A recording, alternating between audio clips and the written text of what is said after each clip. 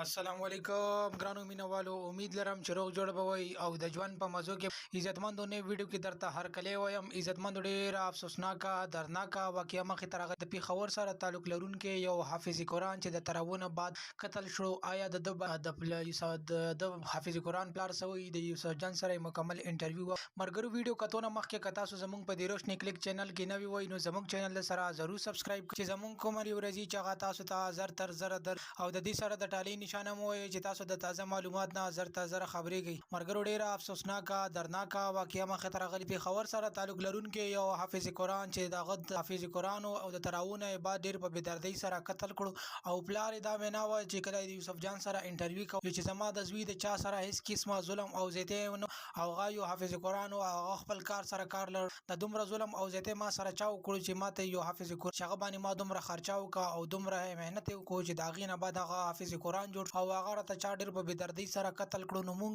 آیا د چا سره څه ظلم کړی دی چې زمونږ سره دومره ظلم او زیاتۍ دا خلک کوي؟ آیا زمونږ خو چا سره هېڅ قسمه ظلم او زیاتۍ نه ده کړې؟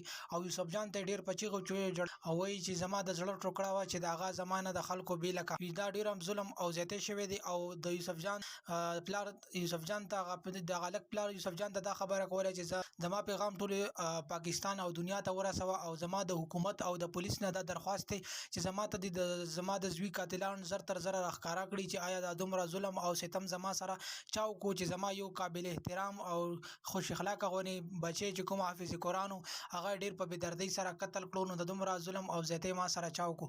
مرګرو امید لرم چې تاسو به ټول روغ جوړ وئ او زمونږ ویډیو مو ضرور خوښه شوي وي. نورو معلوماتي ویډیوګانو لپاره زمونږ چینل سره ضرور سبسکرایب کړئ. ډېره مننه، شکریه.